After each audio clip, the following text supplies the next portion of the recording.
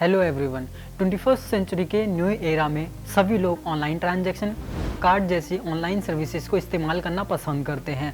एक टाइम था जब हम किसी भी सामान को खरीदने बेचने के लिए सामान से सामान को बदल लिया करते थे, लेकिन उसके बाद आई थी मुद्रा। मुद्रा के आने के बाद सामान को खरीदना बेचना काफ़ी हद तक ईजी हो गया था, लेकिन मुद्रा को हम फिजिकल वे में ही यूज करते थे। लेकिन मुद्रा और मनी को एक जगह से दूसरी जगह ट्रांसफ़र करने के लिए काफ़ी इजी बनाया 2 सितंबर 1969 में पहला लगा एटीएम केमिकल बैंक के द्वारा। इसमें कोई भी पर्सन एक कोडेड कार्ड के थ्रू जाके मनी विड्रॉ कर सकता था।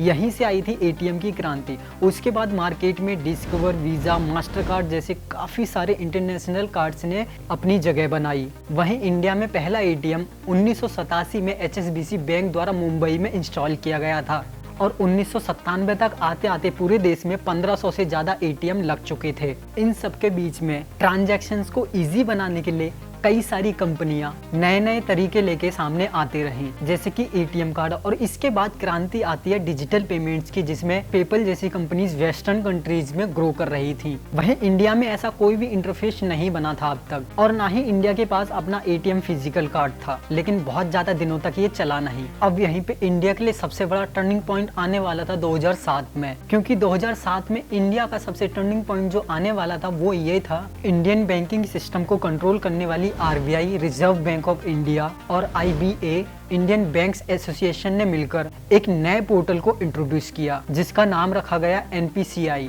The national payments corporation of India. Payment and settlement systems act 2007 के तहत इसे रजिस्टर किया गया था। यहीं से आया था Indian transaction retail payment system में रेवोल्यूशन।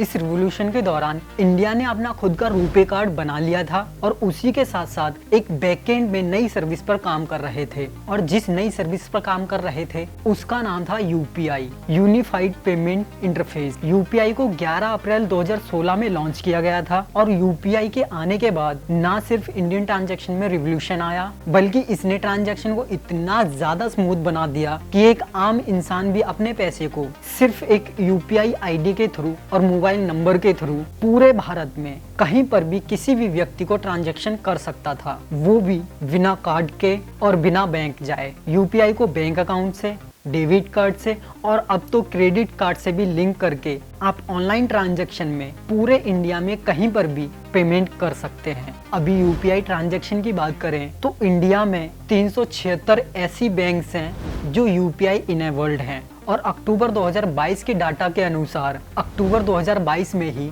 12 लाख करोड़ से भी ज्यादा ट्रांजैक्शन को क्रेडिट और डेबिट किया गया था।